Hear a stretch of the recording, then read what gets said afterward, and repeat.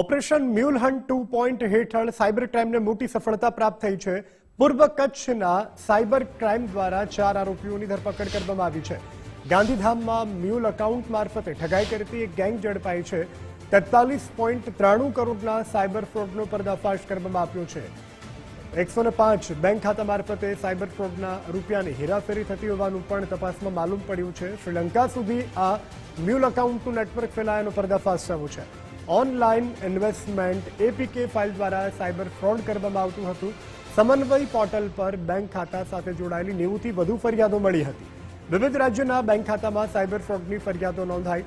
Bank ખાતાની માહિતી ગાંધીધામથી શ્રીલંકા પહોંચાડવામાં આવતી હતી।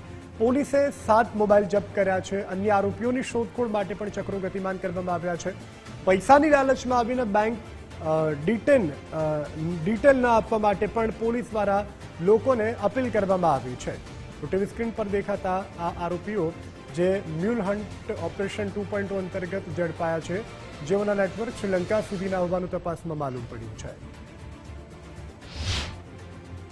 જે મ્યુલ એકાઉન્ટ્સ ને ઓપરેટ કરીને અલગ અલગ રીતે બીજા લોકો સાથે મળીને સાયબર ક્રાઇમના માધ્યમથી, જેમાં ઇન્વેસ્ટમેન્ટ ફ્રોડ હોય, ઓનલાઈન ગેમિંગના ફ્રોડ હોય, એપીકે ફાઇલ્સના ફ્રોડ હોય, એ રીતે કરીને અલગ અલગ રીતે એક આખું કૌભાંડ આચરવામાં આવ્યું છે।